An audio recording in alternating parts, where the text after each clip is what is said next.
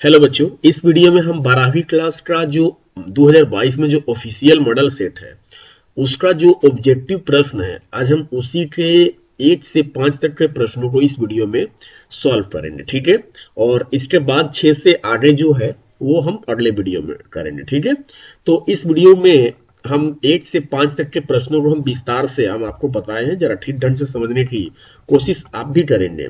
लिखा हुआ है प्रश्न संख्या 1 से 100 तक के प्रश्नों के प्रत्येक प्रश्न के साथ 4 विकल्प दिए गए हैं। ठीक है, जिनमें से एक सही है और किन्हीं 50 प्रश्नों का उत्तर देना है, यानी कि 100 प्रश्न में से आपको 50 प्रश्नों का ही उत्तर देना है। ठीक है, और अपने द्वारा चुने गए सही विकल्प को OMR सीट पर चिन्हित करना है। ठीक है, चलिए ये तो आपका निर्देश हो गया, यानी कि 100 में से आपको 50 बनाना है। ठीक है, तो अब हम चलते हैं पहला प्रश्न को देखते हैं।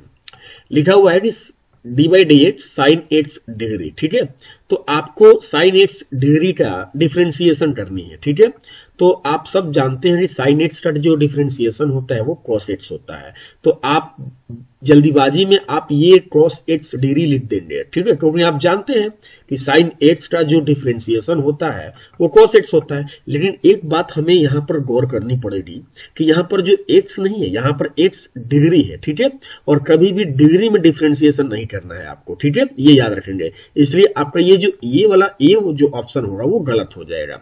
तो पहले इस डिग्री को हम क्या करेंगे, रेडियन में बदल देंगे। ठीक है, तो आप जानते हैं कि 180 डिग्री बराबर होता है पाई रेडियन, तो 1 डिग्री बराबर क्या हो जाएगा, पाई बटा में 180 रेडियन हो जाएगा। ठीक है, तो आपको तो यहाँ पर 8 डिग्री ने दिया है भाई, तो 8 डिग्री बराबर क्या हो जाएगा, तो पाई बटा 180 में 8 से गुना हो जाएगा।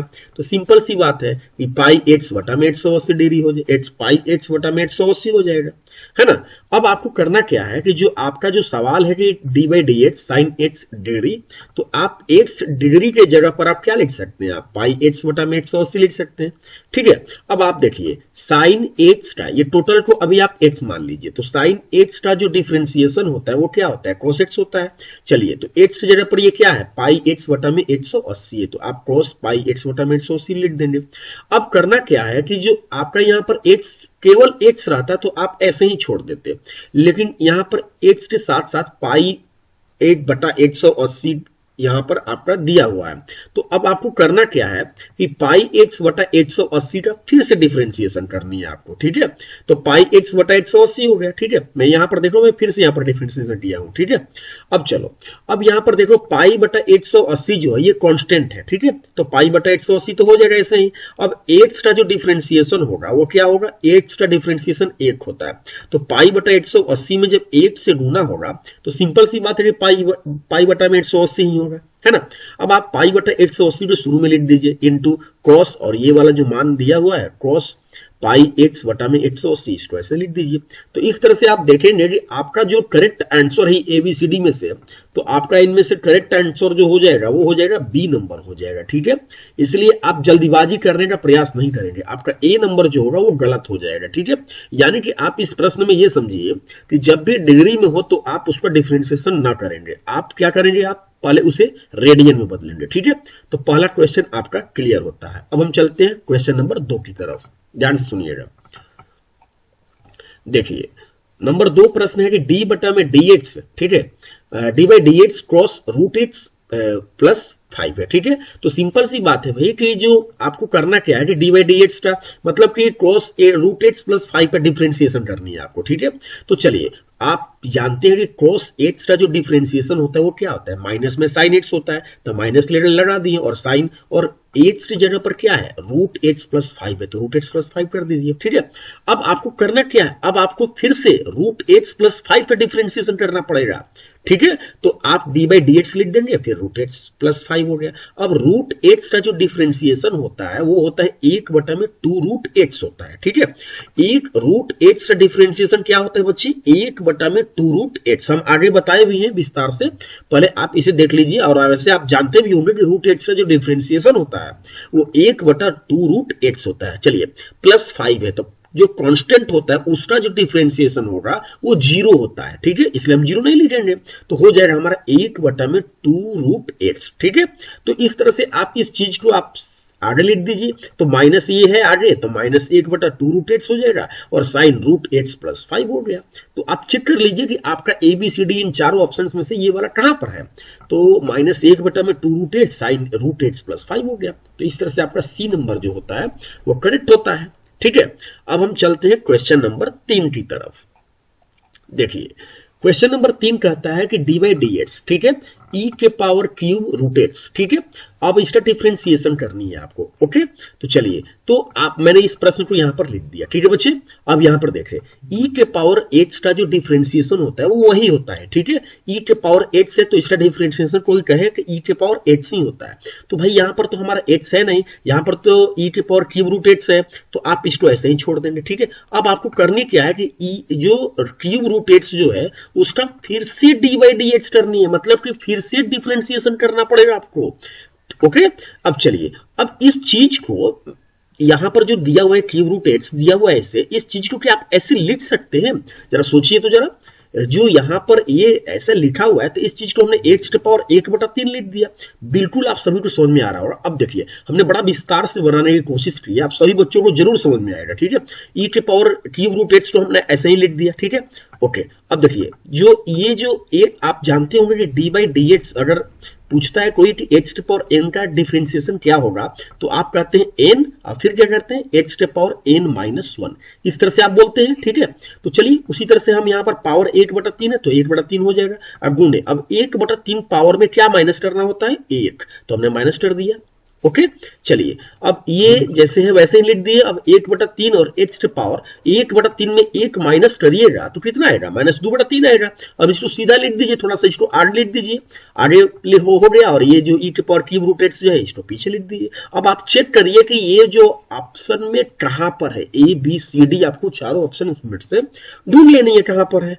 तो ये आपका जो करेक्ट उत्तर है वो हो जाएगा आपका नंबर C। ओके, चलिए अब हम चलते हैं प्रश्न संख्या 4 की तरफ।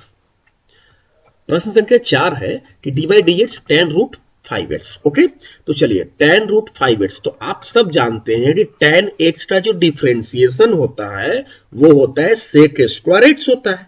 तो भाई x की जगह पर तो हमारा √5x है, तो अब √5x लिख देंगे, सिंपल ना।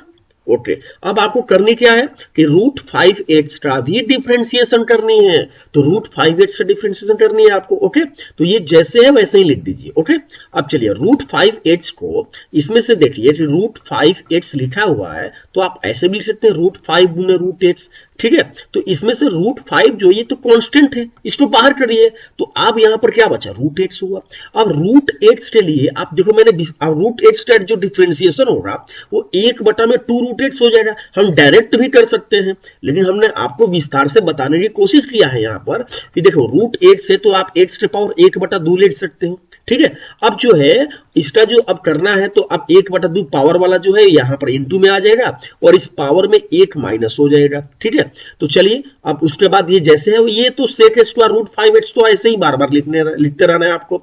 अब √5 में 1 से गुना हो तो √5/2 हो गया और x⁻1/2 -1, तो 1/2 -1 इसका मान कितना होगा? माइनस में 1/2 होगा। ठीक है, अब ये जो मान है ये नीचे चला जाएगा तो रूट में x हो जाएगा। तो सिंपल सी बात है कि ये आपका आंसर जो ढूंढ लीजिए कहां पर ये वाला है। अब इसको सीधा लिख दीजिए, इस वाले भाग को आगे लिख दीजिए और इस वाले भाग को पीछे लिख दीजिए। तो √5/2√x sec² √5x। तो ये चेक करिए कि आपका उत्तर कौन सा नंबर में है। ठीक है, √5/2√x, देखिए तो √5/2√x sec² √5x, यानी कि आपका करेक्ट आंसर कौन सा है? C नंबर है। ठीक है, तो इस तरह से आपका ये प्रश्न संख्या 4 भी पूरा होता है। अब हम चलते हैं प्रश्न संख्या 5 की तरफ। देखिए अब आपको दिया हुआ है कि dy/dx 1/8x⁴। ठीक है, तो आपको 1/8x⁴ का डिफरेंशिएशन करनी है। ओके, तो आप देखिए यहां पर मैंने इस प्रश्न को लिख दिया है। ओके, अब देखिए इसमें से 1/8 है ये क्या है? कांस्टेंट है, तो इसको बाहर कर दीजिए ना, 1/8 dy/dx हो गया। अब 1/x⁴ है तो क्या आप x⁻⁻4 नहीं लिख सकते हैं क्या? ठीक है, तो हमने x⁻⁻4 लिख दिया। अब चलिए अब x⁻⁻4 का डिफरेंशिएशन करना है आपको, तो आपको क्या करना पड़ता है? -4 लिखना है इनटू में। ओके, और आपको पावर में -1 मतलब कि 1 क्या करना है? घटाना है। ओके, तो अब चलिए 1/8 में -4 से गुणा हुआ तो -4/8 हो गया, और -4 -1 कितना हुआ, 8⁻5 हो गया। अब 4 एकम 4, 4 दूना 8, यानी कि -1/2 और 8⁻5 हो गया आपका, यानी कि -1 में, अब ये पावर माइनस में तो ये नीचे चला जाएगा तो प्लस में हो जाएगा पावर, तो 2x⁵ हो गया। तो चेक करिए कि -1 में 2x⁵ कहां पर दिया हुआ है, तो ए माइनस में दिया हुआ है, 1 में 2x⁵, यानी कि हमारा ए नंबर करेक्ट है। ठीक है, इस तरह से हमारा ये 5 तक के क्वेश्चंस कंप्लीट होता है। अगर ये वीडियो पसंद अच्छा लगा होगा तो please like share and subscribe कर दीजिएगा। धन्यवाद।